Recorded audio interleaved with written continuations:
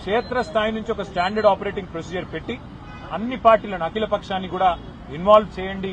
మాకు booth level committees ఉన్నాయి. అన్ని రాజకీయ పార్టీలకు బూత్ లెవెల్ కమిటీలతో అవసరమైతే ఒక అఖిల పక్షాన్ని ఏర్పాటు చేసి కింది స్థాయి నుంచి రాష్ట్ర స్థాయి దాకా, అంటే రాష్ట్ర స్థాయిలో ఉండే చీఫ్ ఎలక్టరల్ ఆఫీసర్ ఎవరైతే ఉంటారో వారు, జిల్లా స్థాయిలో కలెక్టర్ గారు, తాలూకా స్థాయిలో ఆర్డీఓ గారు, మండల స్థాయిలో ఎండీఓ గారు, మరి గ్రామ స్థాయిలో ఒక వీఆర్ఓ గారు, ఆ రకంగా ప్రతి స్థాయిలో అఖిల పక్షాన్ని ఇన్వాల్వ్ చేసి అన్ని పార్టీలు ఇన్వాల్వ్ చేసి మీరు గనక ట్రాన్స్పరెంట్ గా ఎవరెవరు ఓట్లు తీస్తున్నారు.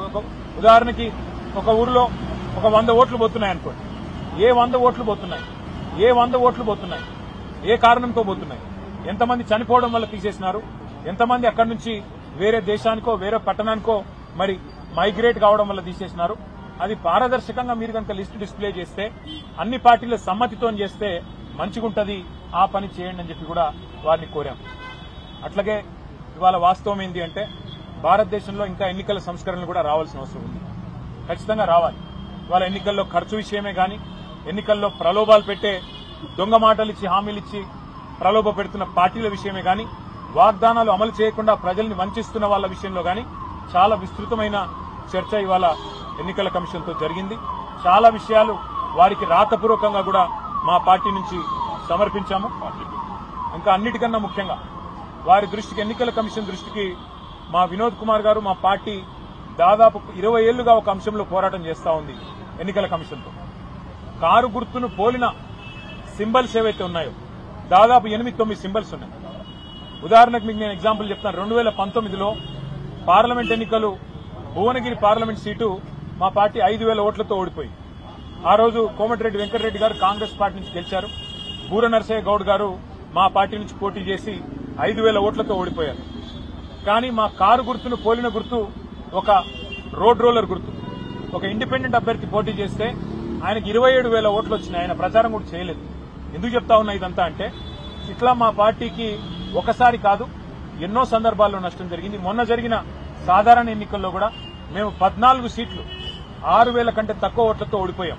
అక్కడ కూడా మరి చాలా చోట్ల ఈ chapati maker, road roller, ship, ఇట్లా 8 గుర్తులు ఏవైతే మా కారు గుర్తును పోలిన గుర్తులున్నాయో వాటి వల్ల కూడా మాకు చాలా నష్టం జరిగింది.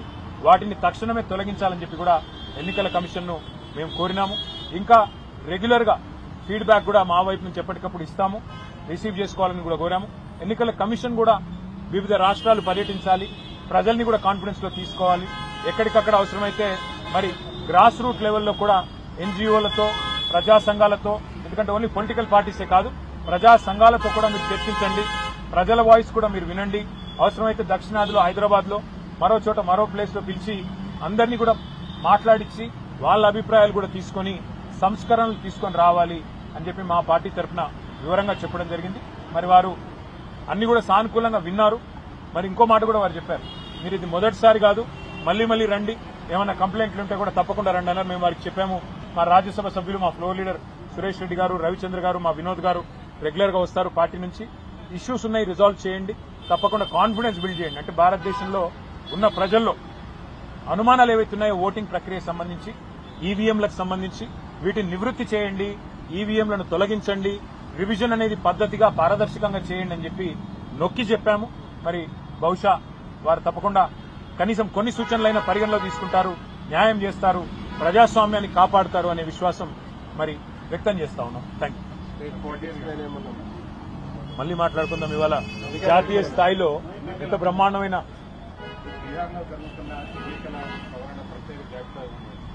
దేశవ్యాప్తంగా పెద్ద ఎత్తున అన్ని పార్టీలు ఆందోళన చేస్తుంది. సుప్రీంకోర్టులో కూడా కేసులు మీరు ఇవాళ ఎన్నికల కమిషన్ తీసుకెళ్ళి రాబోయే రోజుల్లో ఈ అంశంలో ఇతర పార్టీలతో కలిసి పనిచేయడం కానీ, లేదు న్యాయస్థానాన్ని ఆశ్రయించడం కానీ, ఆ రకంగా బీఆర్ఎస్ కార్యాచరణ ఉండే అవకాశం ఉంటుంది. ఇవాళ బీహార్ లో జరిగిన దానిలో ఉన్న లోపాలు కనుక మనం అరికట్టకపోతే రేపు తెలంగాణలో కూడా జరుగుతాయి.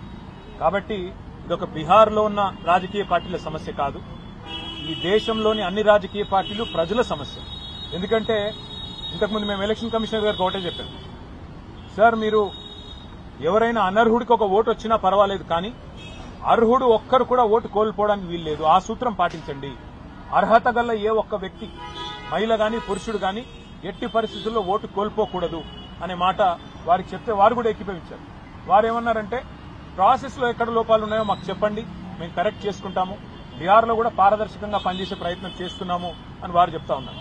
వారికి మేము చెప్పింది ఏమంటే, సమస్య వచ్చినాక రియాక్ట్ కావడం కాదు, ఒక ప్రాసెస్ ఇన్స్టిట్యూట్ చేయండి. తాలూకా లెవెల్ దాకా, మండల్ లెవెల్ దాకా కూడా మీరు అన్ని పార్టీలను సంప్రదింపులోకి తీసుకొని, కాన్ఫరెన్స్ లో తీసుకొని, అవసరమైతే మండల్ లెవెల్లో కూడా కమిటీలు ఏర్పాటు చేసి అందులో ప్రతి పార్టీకి కూడా భాగస్వామ్యం కల్పించినట్టయితే ఏ ఓట్లు పోతున్నాయి, ఎందుకు పోతున్నాయి అనే లిస్టు అవసరమైతే అక్కడికక్కడే డిస్ప్లే చేయగలిగితే పంచాయతీ ఉండదని చెప్పి వారికి చెప్పాము. వారేమన్నారంటే, పార్లమెంట్ లో గొడవ చేయడం కాదు, వాళ్ళందరినీ వచ్చి మాకు కూడా చెప్పమనండి, మేమేం తప్పు చేస్తున్నామో చెప్పమనండి, మేము కూడా చెప్తాము సమాధానం. అంతేగాని మమ్మల్ని బయట అంటే లాభం లేదు, మీలాగా వాళ్ళని కూడా రమ్మనండి, మేము టైం ఇస్తాము, వచ్చి చెప్పమనండి, మాకు అభ్యంతరం లేదన్నారు. మేమైతే బీహార్ ప్రజల తరపున, భారతదేశ ప్రజల తరపున ప్రజల్లో ఉన్న అనుమానాలను గట్టిగా ఎలక్షన్ కమిషన్ దృష్టికి తెచ్చాము. మరి వారు కొన్ని చిన్న చిన్న సవరణలు చేసుకుంటే దేశానికి మంచిది, ప్రజాస్వామ్యం.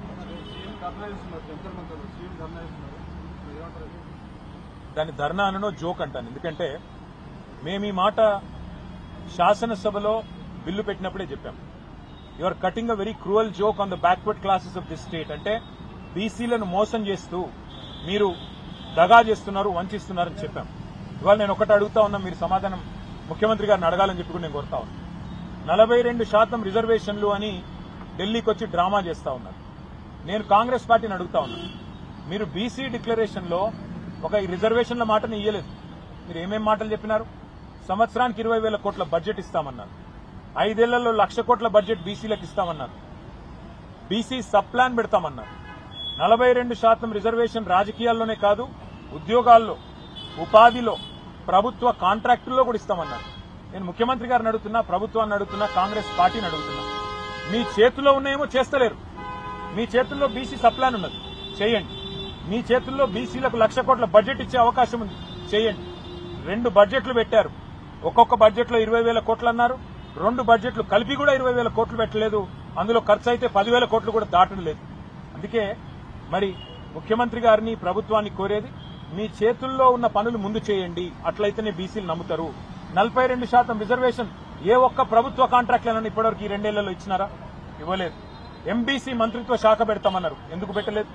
బీసీ సబ్ ప్లాన్ ఎందుకు పెట్టలేదు? ఏ కారణం చేత 42% రిజర్వేషన్ విద్యలో, ఉద్యోగాల్లో మీరు ఇస్తలేరు? కేవలం రాజకీయాలే కాదు కదా, రాజకీయాల్లో 42% వాటా వస్తే మరి డెఫినెట్ గా రాజకీయ నాయకులకు లాభం అవుతుంది. కానీ బీసీ జాతికి లాభం కావాలంటే, బీసీల్లో ఉండే నిజంగా పేదవారికి లాభం కావాలంటే 42% కాంట్రాక్ట్లు ఇవ్వండి, 42% విద్యలో అవకాశాలు ఇవ్వండి, 42% ఉపాధిలో అవకాశాలు ఇవ్వండి. అట్లాగే 20,000 కోట్ల బడ్జెట్ మీరు చెప్పినట్టు పెట్టండి, బీసీ సబ్ ప్లాన్ పెట్టండి. అప్పుడు నమ్ముతారు మిమ్మల్ని తప్ప ఇక్కడ ఢిల్లీకి వచ్చి డ్రామా చేసి 4 ఓట్ల కోసం 4 డైలాగులు కొట్టి ఆఖరికి ఇక్కడ ఇంకెవరో అడ్డం పడుతున్నారని ఊహాజనితమైన శత్రువులను చూపెట్టి తప్పించుకుంటే కుదరదు. ముమ్మాటికి మీ దొంగతనాన్ని, మీ దొంగ నాటకాన్ని మొత్తం రాష్ట్ర ప్రజలు అర్థం చేసుకున్నారు. కాబట్టి రేపు స్థానిక సంస్థల ఎన్నికల్లో బుద్ధి చెప్తారని నా విశ్వాసం. అదంతా గ్యాస్, అందులో ఉన్నది ట్రాష్ తప్ప ఏమీ లేదు. 655 పేజీల నివేదికను 60 పేజీల కుదించడంలోనే వాళ్ళ భాగవతం అర్థమైపోయింది. అంటే 600 పేజీలు వాళ్ళకి ఇష్టం లేని ఉన్నాయి, 60 పేజీలు వాళ్ళకి ఇష్టం ఉన్నవి ఉన్నాయి కాబట్టి వాటిని చూపెట్టే ప్రయత్నం చేస్తా ఉన్నారు. రెండోది నాకు తెలియక అడుగుతా ఉన్నా, రిపోర్ట్ ఇచ్చింది సాయంత్రం, అర్ధరాత్రి ఆస్థాన మీడియాకు వెంటనే లీకులు, తెల్లారే వరకే ఈయన పాపాల బైరవుడు, ఆన పాపాల బైరవుడు అని అడ్డమైన రోత వార్తలు. అంటే ఎంత ఉద్దేశపూర్వకంగా, అంటే ఇంకా 650 పేజీల రిపోర్టు ఎవరు చదవకముందే 2 పత్రికలకు మాత్రం తెలిసి రోత వార్తలని రాసి వడ్డీ